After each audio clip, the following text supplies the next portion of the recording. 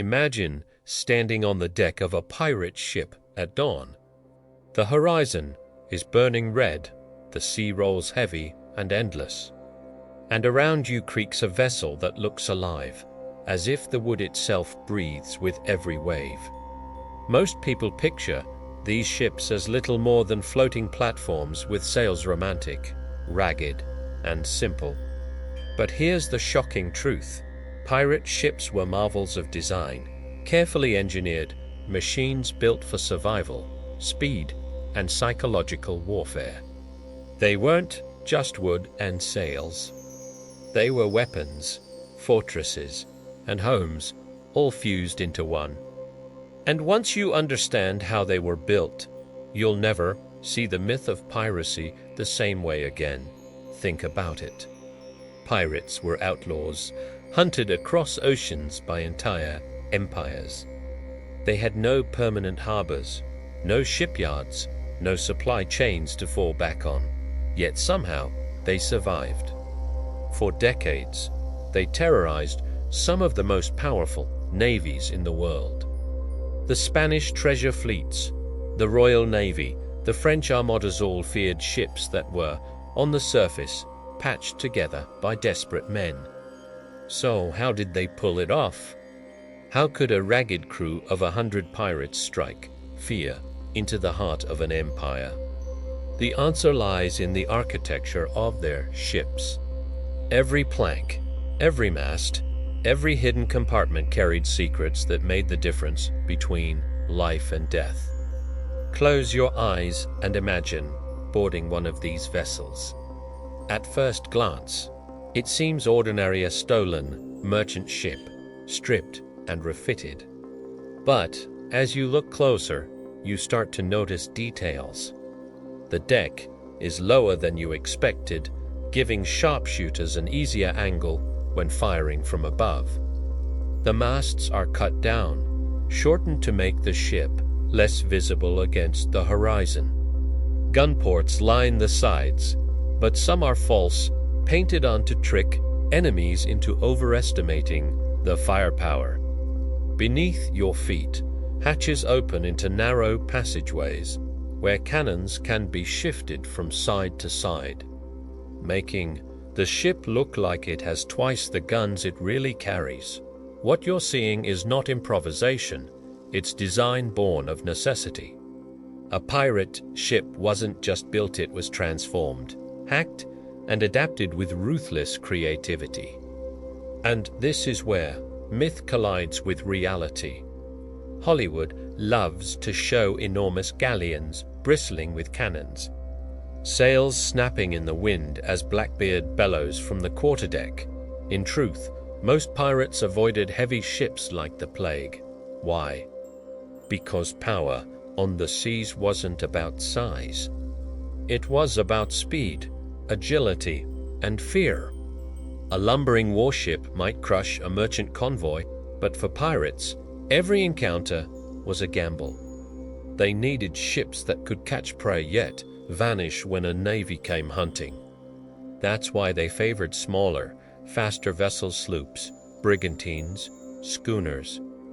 Lightweight, shallow-drafted, able to skim through shallow waters where navy frigates would run aground. These ships were the sports cars of their age, stripped for performance and tuned for chaos. Picture the moment of attack. A merchant captain scans the horizon and sees a dark speck closing fast. At first, he relaxes. It's too small to be a warship. But within minutes, the speck blossoms into sails, every canvas straining with the wind. The pirate ship cuts through the waves like a blade, gaining speed as the crew hauls ropes with terrifying precision. By the time the merchant realizes his mistake, it's too late. Grappling hooks fly, the hulls crash together, and in an instant, the pirates swarm aboard. That's not just bravery, it's architecture in action. The ship itself was designed to make this ambush possible. But here is a twist that most people never consider. These ships were also designed to intimidate Without firing a shot, pirates didn't want long battles. Cannon fire was expensive, powder was scarce, and repairs were nearly impossible on the run. Instead, they used their ships as theater. Black sails weren't just dramatic, they were psychological weapons. Dark sails, sometimes soaked in tar, made the ship look like a shadow gliding over the water, an omen of death. Flags were carefully chosen and often customized. The infamous Jolly Roger wasn't a random skull. It was a calculated brand, meant to strike fear before a single musket fired. And even the sound mattered. Pirates reinforced decks to stomp, in unison, turning boarding into a thunderous, heart-shaking assault. In other words, the ship wasn't just a tool. It was a stage, designed to make enemies surrender before the fight began. Let's dive deeper, beneath the deck. Down here, the architecture takes on another dimension. Survival.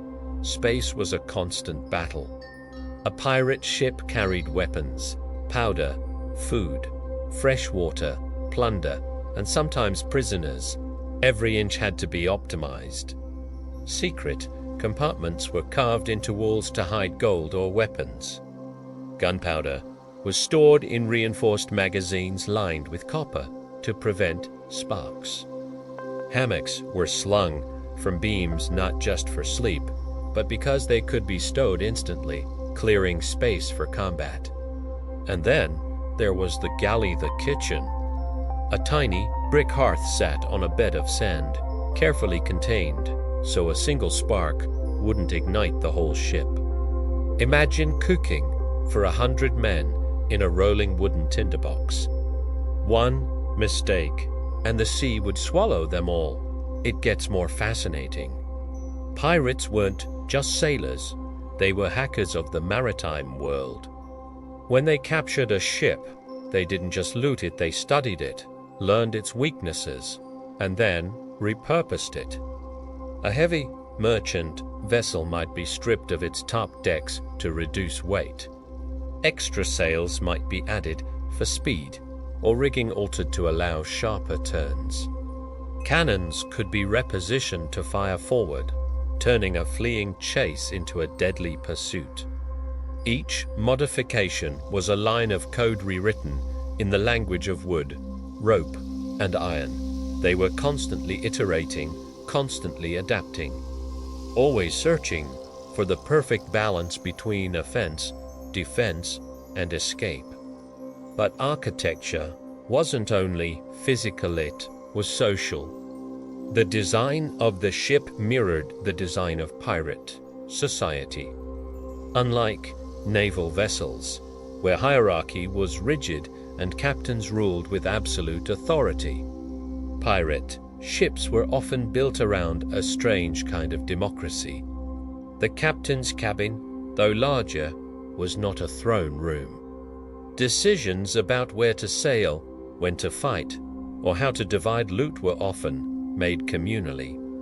The ship itself became a floating republic, its spaces arranged for both efficiency and equality. Contrast that with a naval frigate, where officers dined in luxury while common sailors slept in filth. On a pirate ship, everyone knew the architecture of survival depended on cooperation. If the ship fell, all fell together. Of course, the romance of this architecture hides its darker side. Life aboard was brutal. The same low ceilings that made the ship harder to hit also forced men to stoop, their backs aching after months at sea. The same shallow hulls that gave speed also made voyages claustrophobic and wet, water constantly seeping into the bilge. Disease thrived in the cramped quarters.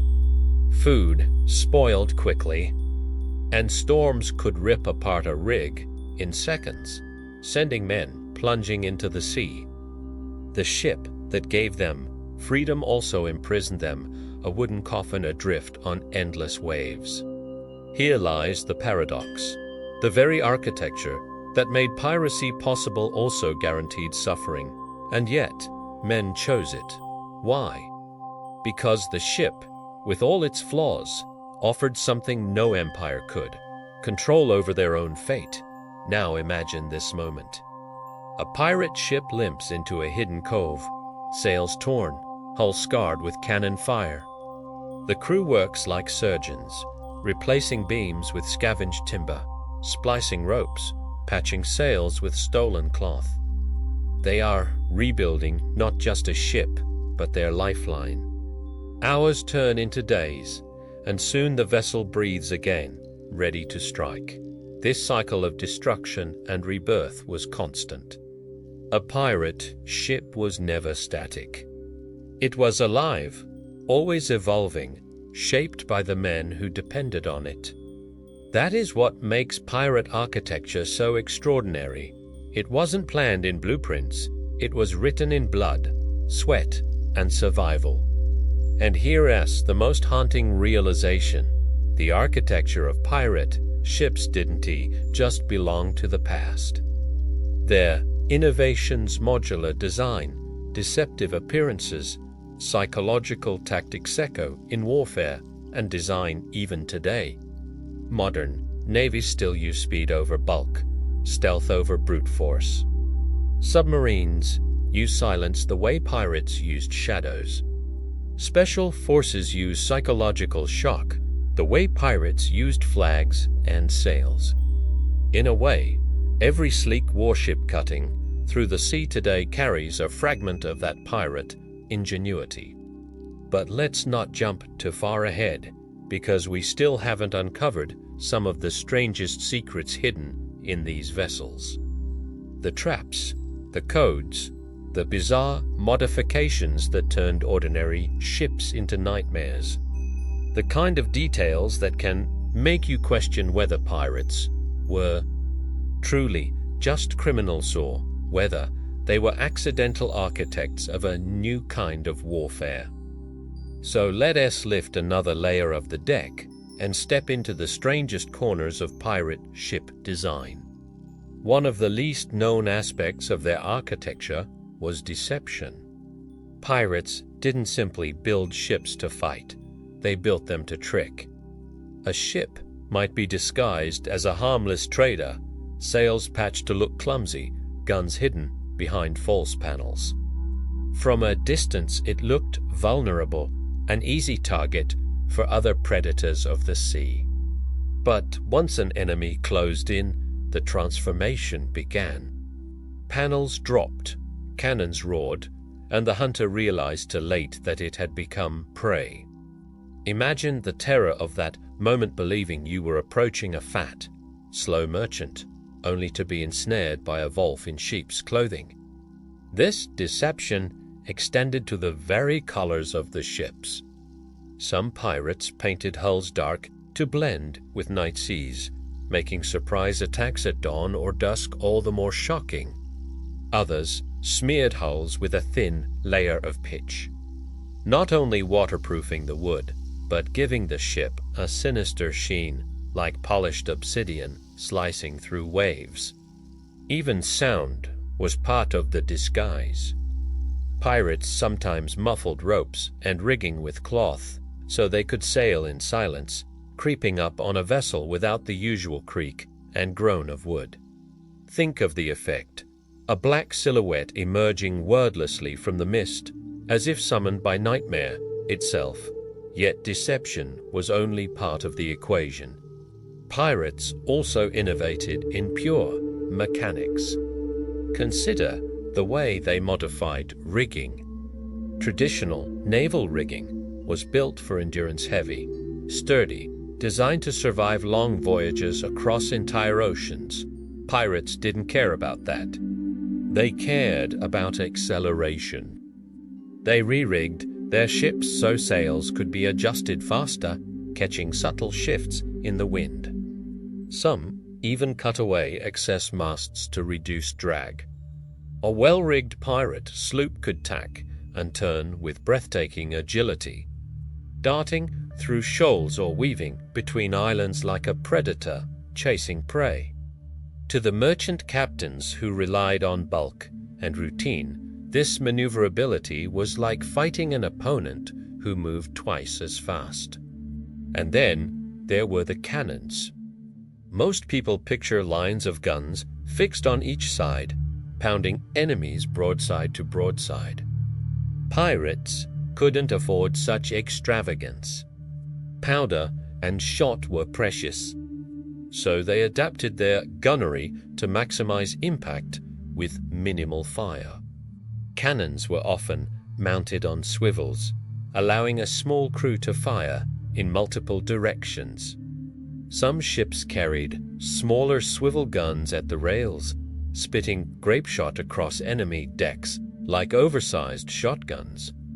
And pirates loved loading their cannons with anything that could cause chaos chains to shred sails, nails and scrap metal to tear flesh, even bottles packed with powder to explode into clouds of glass. Their architecture was not about elegance. It was about psychological dominance. One well-placed blast could send panic through a crew faster than a dozen ordinary shots. But architecture isn't only wood and iron, it's also space. On a pirate ship, space meant strategy. The deck wasn't simply an open floor. It was a battlefield carefully structured to control the flow of combat. Hatches were positioned so reinforcements could pour out suddenly from below. Rails were reinforced so pirates could vault over them in boarding assaults. Even the angles of ladders were chosen with ambush in mind. A pirate ship was like a trap waiting to be sprung, every corner designed to turn chaos into advantage. Still, life wasn't only battle. These ships also had to be homes for men who might not see land for months. That required another kind of architecture, the architecture of survival. Freshwater barrels were strapped in dark holds to keep them cool.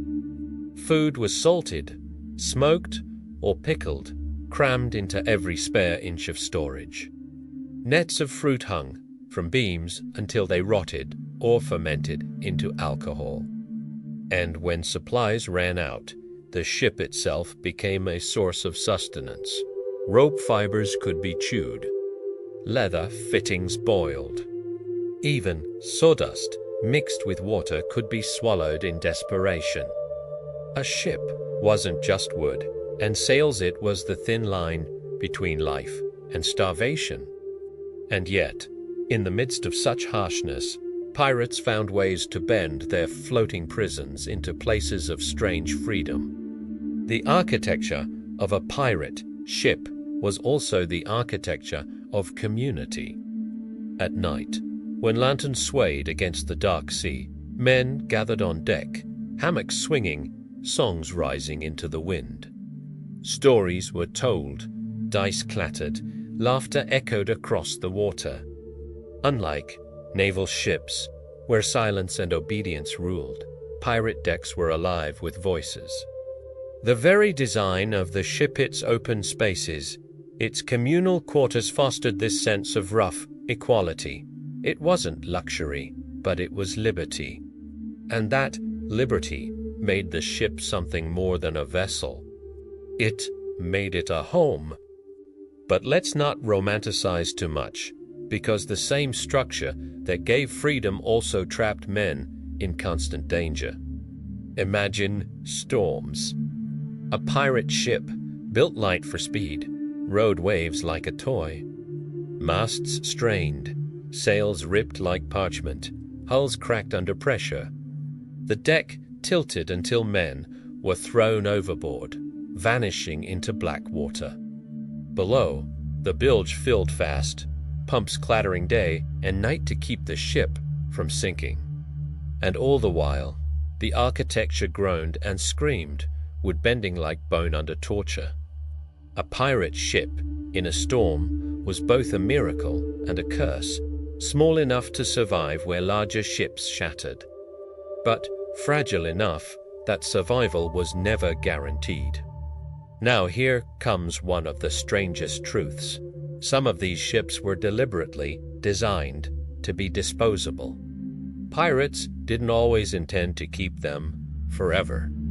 They hijacked, used, and abandoned them, moving to better prizes when the chance came. This meant the architecture of pirate ships was often temporary planks, nailed quickly, sails patched crudely, hulls reinforced just enough to last another raid. These weren't monuments. They were weapons on borrowed time, destined to sink, burn, or rot in forgotten coves. And yet, in that impermanence lay their power. They were adaptable, fleeting, unpredictable, everything empires were not. Let's linger for a moment on the cabins. If you stepped into the captain's quarters of a pirate ship, you wouldn't find thrones or gilded furniture. What you'd see was a practical space, part command center, part storeroom, part bedroom. Charts were spread across a table nailed to the floor. Pistols and cutlasses hung on walls. Windows, if any, were small, easily shuttered in battle.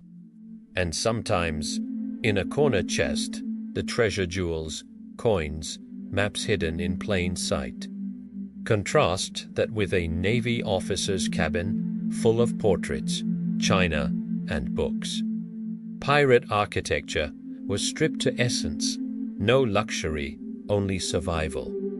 And, perhaps, in that sparseness, a strange kind of beauty. But beauty is subjective. To an empire, these ships were monsters, ugly, dangerous, corrupting the seas. To the men aboard, they were freedom incarnate. This duality lived in the very wood. The same ship could be seen as a plague or a paradise, depending on whose eyes you looked through. That's the hidden poetry of pirate ship architecture. It wasn't just about beams and planks. It was about meaning. Meaning carved into every joint and nail, meaning that turned a stolen hull into a symbol of rebellion. Now, imagine standing at the helm of one of these ships. The wind tearing at your clothes, the sea stretching infinite before you. Around you, every detail, the placement of the wheel, the curve of the sails. The sound of creaking wood has been shaped not by architects in ivory towers, but by desperate men with axes and tar, improvising survival out of chaos. This is not the architecture of empire. This is the architecture of defiance. And perhaps that's why these ships linger in our imagination long after the pirates themselves vanished. Because they were more than machines. They were metaphors. They embodied the dream of taking control, however fragile, however fleeting. They embodied the truth that architecture is never neutral. It always carries the soul of its builders. And in the case of pirate ships, that soul was wild, dangerous, and free. But don't think we've uncovered everything yet. Because deeper secrets lie hidden in the detailed secrets about how pirates engineered fear itself.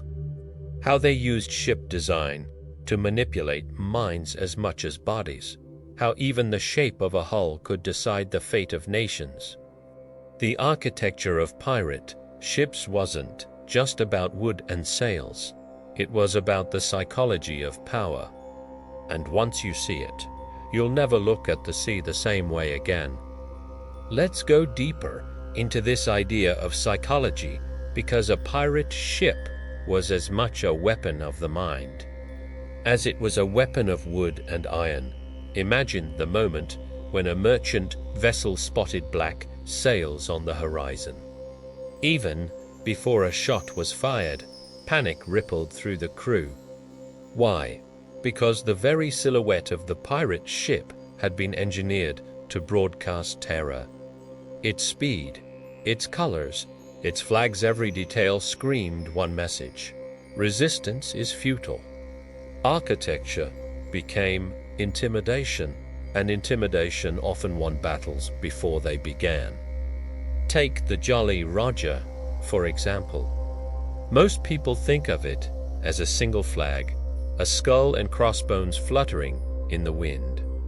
But in truth, it was part of an entire psychological toolkit. Different crews designed different version skulls bleeding, skeletons with hourglasses, swords dripping with blood. Each variation carried a hidden message: surrender now or die horribly. And the architecture of the ship made sure those flags were seen. Masts were rigged to hoist banners quickly, sometimes multiple at once, unfurling a storm of terror that filled the sky. Picture it: a calm sea, then suddenly black sails, dark hull, and above it all, a skull glaring down at you. That's not just symbolism, that's architecture of fear. But pirates didn't rely only on fear from afar. Once a battle began, the design of their ships ensured chaos. The low decks we mentioned earlier weren't just for sharpshooting, they amplified noise.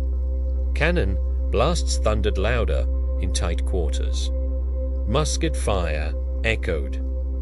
Boots pounded against reinforced planks, creating a rhythm like drums of war. It was sensory overload, designed to break morale. The architecture of the ship turned every sound into intimidation, and fear, once seeded, spread like fire. Sailors who might have fought to defend their ship instead dropped weapons, surrendering to the nightmare before them. And here's where it gets darker. Pirates sometimes modified their ships not only to fight, but to torture. Some captains deliberately kept holding cells below deck, where prisoners were crammed into airless spaces, suffocating in heat and darkness. These weren't permanent features of the ship's design, but adaptations that reflected the brutal psychology of piracy. Imagine being dragged into a low-ceilinged hold, the smell of rot and tar pressing down, the boards above creaking with footsteps. Even without chains, the space itself was imprisonment. The ship became an instrument of psychological warfare against both enemy and captive. But there's another side to this story, one that flips the terror on its head. For pirates themselves, the ship wasn't fear, it was sanctuary. In a world where empires ruled by hierarchy and oppression, the architecture of the pirate ship offered an alternative vision of life. Remember how hammocks were slung side by side, with no separation of rank. That physical arrangement shaped culture. On deck, decisions were made in open councils, with men standing shoulder to shoulder under the same wind, their voices carrying equal weight. The very layout of the ship erased divisions that were carved deep into naval life. Architecture here was rebellion. It was equality written not on paper, but in planks and ropes. And yet, this democratic architecture came with tension. When storms raged or battles broke out, the ship demanded unity. Every man had to move in sync, hauling lines, shifting cannons, climbing rigging. The architecture left no room for isolation. One mistake could doom all. That constant pressure forged bonds, but it also created conflict. Men lived in each other's space every hour of every day. Privacy was non-existent. Arguments flared. Mutiny brewed. The same tight quarters that made the ship efficient also made it volatile. In this way, the architecture of piracy reflected the paradox of freedom, liberty, and chaos, bound together by the walls of a wooden hull. Now, let's return to the sea itself, because the ocean shaped these ships just as much as men did. Pirate ships had to be flexible, not only in combat, but in environment. Shallow-drafted sloops could dart into hidden inlets, anchor behind sandbars, or vanish into mangroves where no Navy frigate could follow. This was architectural adaptation to geography. In the Caribbean, where reefs and islands formed a labyrinth, small, agile ships thrived. In the Atlantic, where storms and long chases were common, sturdier brigs balanced speed with endurance. Even the materials mattered. Tropical woods were prized for their resistance to rot, while pitch and tar waterproofed hulls in humid climates. Every design choice was a dialogue between man and sea. And in that dialogue, pirates learned to speak fluently. But let's not forget, pirates were thieves first, not shipwrights. Most ships they used were captured, then modified. This meant every pirate ship carried scars of its past. You might board one vessel and find beams carved in Spanish style, sails cut from English cloth, cannons stamped with French insignias. These patchwork designs created something unique, a fusion of architectures stolen from every empire. In a way, pirate ships were floating museums of maritime technology, stitched together by necessity. And that patchwork gave them a strange advantage. Where navies were bound by tradition and uniformity, pirates embraced hybridity. They turned stolen parts into something new, unpredictable, and dangerous. Here's an image for you. A pirate crew captures a merchantman. They strip it of cargo, then strip it of structure. Heavy beams come out. Decks are lowered, extra ports cut for cannons. Rigging altered. Within weeks, the ship is unrecognizable. It has been reborn, not as a vessel of commerce, but as a predator of the sea.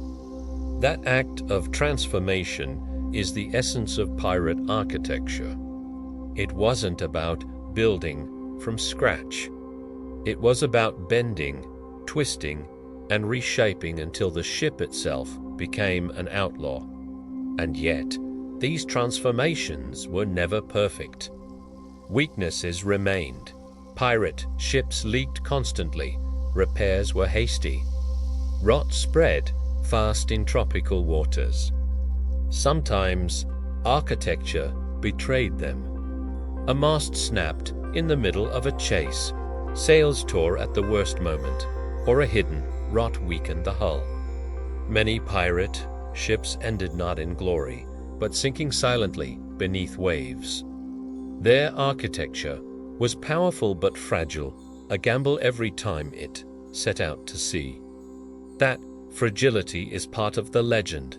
Men living on borrowed ships, in borrowed time, daring fate itself. But perhaps the most haunting aspect of pirate ship architecture lies not in their victories, but in their ends. Picture a captured pirate ship dragged into a naval port. Officials swarm aboard, taking notes on its modifications. Cannons are measured, hulls examined. Some features are mocked as crude, others are quietly copied. The ship is then dismantled, sold for timber, or burned as a warning. And yet, echoes of its design live on. The Navy learns from the pirates' improvisation. A trick in rigging, a clever placement of guns, a faster way to haul sails adopted, refined, absorbed. Pirate architecture didn't die. It mutated, slipping back into the mainstream it once defied. And that raises a question. Were pirates really the barbarians of the sea, or were they pioneers, testing ideas before the empires caught up? If architecture is about solving problems, then pirates were architects of survival. They solved the problem of speed, of fear, of democracy at sea. They solved the problem of how to live free in a world designed to chain them. Their solutions were rough, brutal, often short-lived, but solutions nonetheless. And in solving those problems, they left fingerprints on history far deeper than we realize. Now, imagine this final scene. A pirate ship glides through twilight waters, sails patched and tattered, hull scarred by storms and battles. To the untrained eye, it looks fragile, half broken, but to those aboard, it is everything. Every beam has been touched by their hands, every nail driven in desperation, every sail patched with hope. It is more than wood. It is freedom, danger, community, rebellion. It is architecture that carries a soul. And that, perhaps, is the greatest secret of all. Pirate ships were not just built. They were lived. But we're still not finished with the secrets these ships held. Because the deeper you look, the more layers of meaning you find hidden in their design. Consider the concept of camouflage. On land, we think of camouflage as patterns of green and brown that blend into the forest. At sea, camouflage was architecture. Pirates often darkened their sails with soot or tar to become nearly invisible at night. They painted their hulls in muted tones to vanish against the horizon. Some even mimicked the color schemes of local merchant fleets, fooling lookouts until the last possible second. A ship could transform itself into whatever it needed to be: trader, smuggler. Fantomand, this chameleon-like architecture, was one of the greatest weapons pirates possessed. And then there was fire. Few things were more terrifying at sea than flames. Wood, rope, pitch, all of it could become an inferno within moments. Pirates understood this. Some modified their ships to carry fire barrels, containers filled with tar and oil that could be ignited and hurled onto enemy decks. Others prepared fire rafts, small boats soaked in pitch, set ablaze, and released to drift into enemy hulls. Even the ship's galley could be transformed in battle, pots of boiling water or hot sand flung over railings onto attackers. The ship itself became a factory of terror, its architecture turned into a weapon of fire. But let's pause here, because it's easy to get lost in the brutality and forget the ingenuity. Pirate ships were not chaos thrown together randomly, they were systems. Every element, sails, masts, decks, holds work together as part of a larger design. Take the rigging, for example. To the untrained eye, it looks like a tangled web. To pirates, it was a machine. Ropes could be cut or released in patterns that dropped sails instantly, either to accelerate in a burst of speed or to stop dead and let pursuers overshoot. Nets could be stretched between masts to block boarders or to catch falling sailors. Even the crow's nest at the top of the mast wasn't just for lookout. It was a command post, a sniper's nest, a symbol of dominance above the sea. The ship's rigging wasn't just practical, it was architectural language written in rope. Think too about the balance of weight. Naval engineers obsessed over ballast, carefully stacking stones and iron to keep ships stable. Pirates were more daring. They often shifted ballast on the fly, moving cargo or guns to alter how the ship rode the waves. This meant they could risk maneuvers that would topple ordinary vessel-sharp turns. Sudden changes of sail, even running dangerously close to shoals. It was high-risk, high-reward architecture, and it gave them an edge in combat. But it also meant disaster lurked with every mistake. One poorly calculated shift, and the ship could capsize in seconds. That constant gamble was woven into the very planks beneath their feet. And then there were the hidden compartments. Every pirate ship was a puzzle box. False walls concealed treasure. Hollowed out beams hid weapons. Trapdoors led to storage, spaces known only to the crew. This wasn't paranoia, it was survival.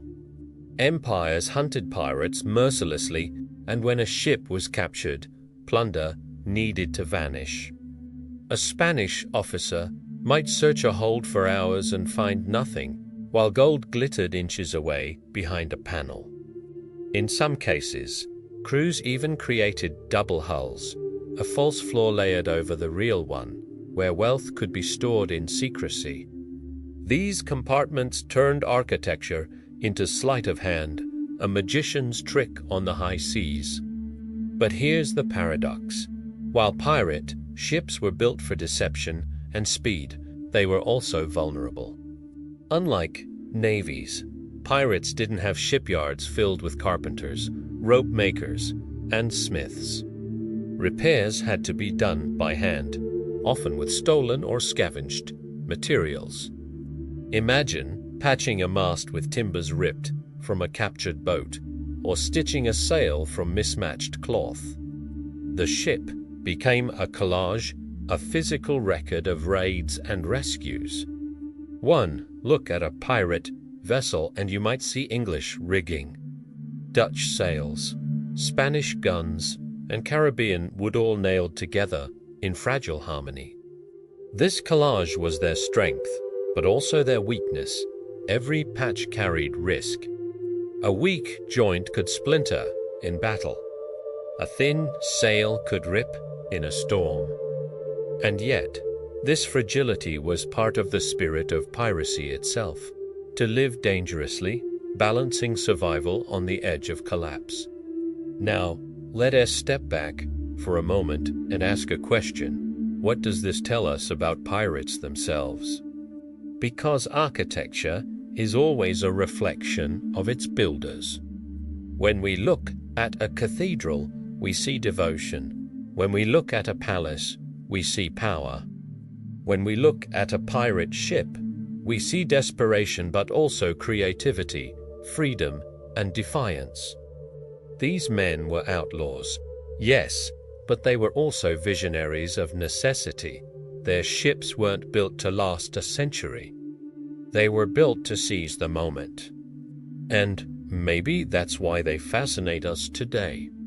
Because in those fragile hulls, patched with stolen wood and tar, we see a reflection of ourselves, our hunger for freedom, our defiance of authority, our willingness to risk everything for a taste of control.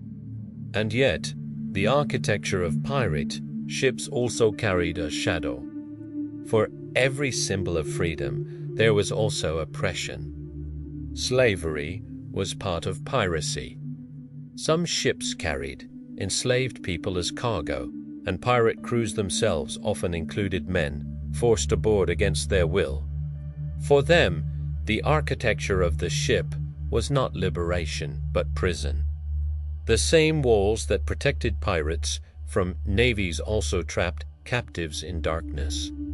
The same sails that symbolized freedom, for some symbolized despair, for others, this duality cannot be ignored.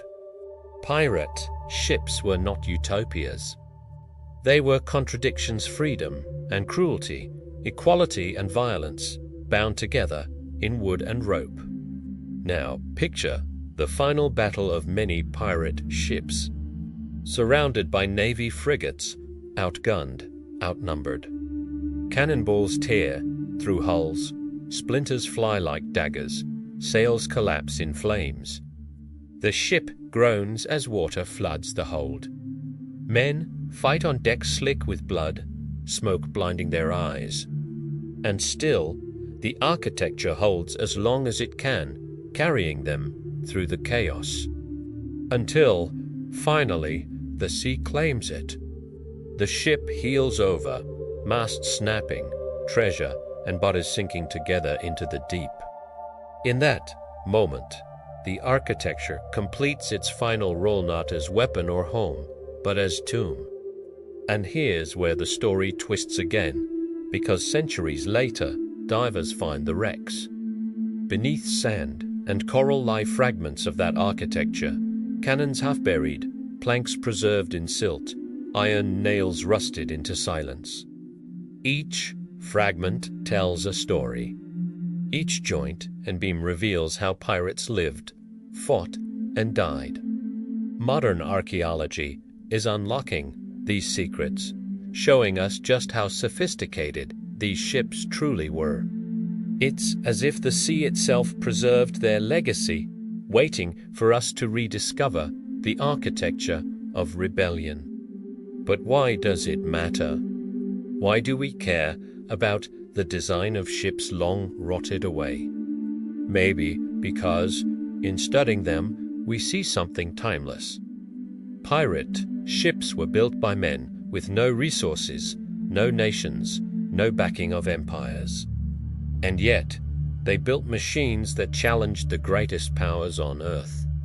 Their architecture was proof that ingenuity can outmatch authority, that creativity can carve freedom out of oppression. In a way, every pirate ship was a floating manifesto, a declaration that even the smallest, most fragile design can change history. And so, when we think of pirate ships, we should not think only of wood and sails. We should think of architecture as rebellion. Every nail driven, every rope tied, every sail patched was an act of defiance. These ships were not monuments of empire. They were monuments of resistance, built not to last forever, but to burn brightly and vanish, leaving legends in their wake. And now, as we near the end of this voyage, it's time to look at pirate ship architecture not only as history, but as metaphor, because these ships, fragile and ferocious, carried something more than plunder across the seas. They carried an idea that a handful of men, outcasts from the world, could build something strong enough to defy kings. Every plank nailed, every sail hoisted, every hidden compartment carved into a hull was part of a larger story, the story of human beings refusing to bow to authority, even when the odds were impossible. Think again about the way pirates transformed captured ships. A lumbering merchantman became a lightning-fast raider. A leaking hulk became a predator of the seas. This transformation wasn't just physical, it was symbolic. Pirates took the tools of empire and turned them against empire itself. The wood that once carried gold for Spain now carried the men who stole it.